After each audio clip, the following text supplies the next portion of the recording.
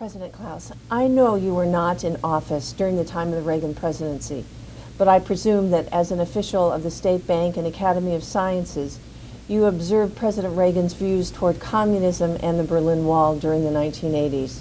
What was your view of Reagan at that time? First, I would like to say that even in the dark communist days, it was absolutely impossible to be well informed about our politicians at home or about the Soviet Union politicians, but more or less the information about the situation on the other side of the world in the United States, but elsewhere, was something possible.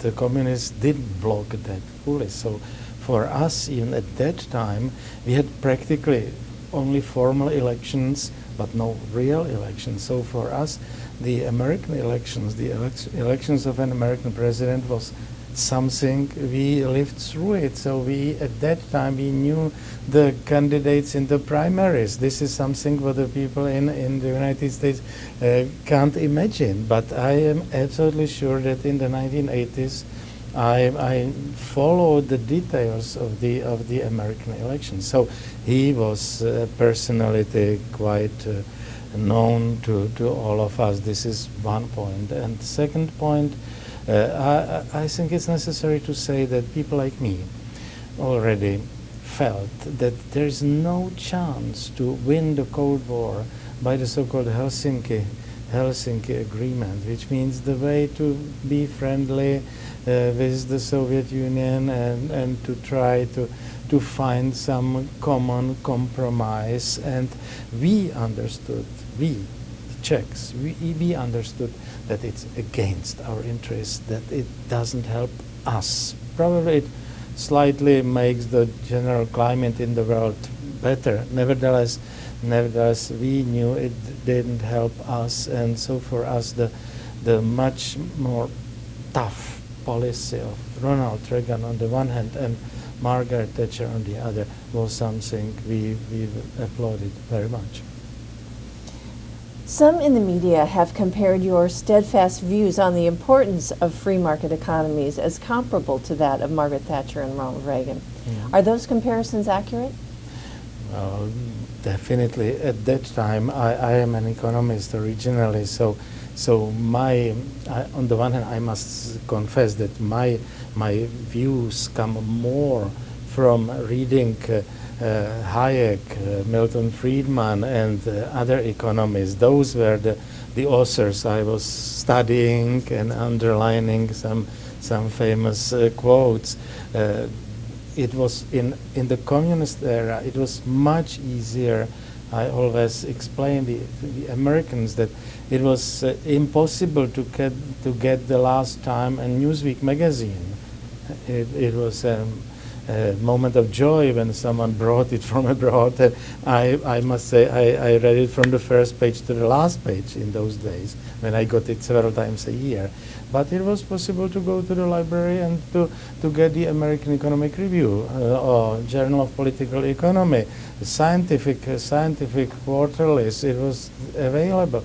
So I was able to study, let's say, to use the American personalities. I was able to study George Stigler and Milton Friedman, not that much speeches of Ronald Reagan. That it's necessary to put it that way. But basically, because both Ronald Reagan and Margaret Thatcher were politicians who studied the same ideas, so in this respect there is a clear similarity. And of course, Ronald Reagan was out of office when we were still in the communist era, so for me it was absolutely impossible to meet him, to see him. On the other hand, I was able to be together with Margaret Thatcher for a couple of years on many occasions, and in this respect the affinity was quite clear. And what was the nature of your business with Margaret Thatcher? Well, first, we were both influenced in the after that, we were influenced, we were involved in the European debates already at the time. So I hesitated immediately to to buy fully, to swallow, to accept the current very leftist socialist European ideology of creating a unified, centrally organized Europe. So in this respect, we immediately were on the same side. Plus the debates about free market, not free market. So in this respect, we were more or less friends. Well, and that leads to my next question. You were asked to speak to our conference today on your views looking forward to the prospects on the economies of Central and Eastern Europe. Are you optimistic today that the free market forces that helped lead to the fall of the Berlin Wall are as strong today as they were 20 years ago? Do you see any turning back or creeping forward, if not a socialism, a squeezing out of democracy? Definitely, this is my position, very strong position, and I was misquoted recently in this country because I said that, of course, the world we live in now is incomparably better than the world we lived in 20 years ago, before the fall of communism. But I put it that on the other hand, in the moment of the fall of communism, my expectations were that the life in the year 2009 would be much more free, democratic, uncontrolled, that we would have less government, more individual freedom than we do have now. So in this respect, the development in our part of the world, and not only in our part of the world, was not a linear going up. It was let's say the first post-communist decade was an uphill movement, clearly. I am afraid that in the second half, with the European Union ideology, well, we are getting more of central of government intervention into all aspects of our lives. So there's a mixed feeling about that. And then I'm one of the few who dare to say it openly in Europe, and they don't like me very much for that. One last question. There was a recent open letter to the Obama administration, signed by numerous former presidents and foreign ministers of Central and Eastern Europe, decrying the lack of attention of the United States in paying attention to the NATO alliance.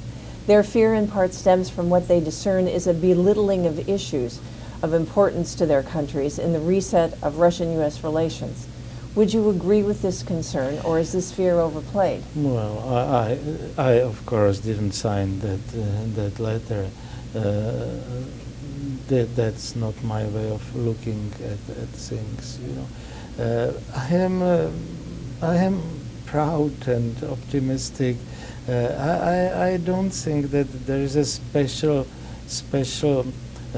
obligation of the United States of America to help the countries of Central and Eastern Europe now. We are already a free democratic countries, and I didn't come here to the United States, even now to this administration, to ask for something. That's not my way of looking at it, and in this respect we are already a normal European countries. I totally disagree with still dividing mentally Europe into Western and Eastern Europe. This is a nonsense. My country is a normal European country, having the normal European problems, facing the same problems as the Netherlands, France, and Spain, and not specific post-communist problems. So I think that those people who signed that letter are still partly mentally, intellectually living in the past, and this is not the way I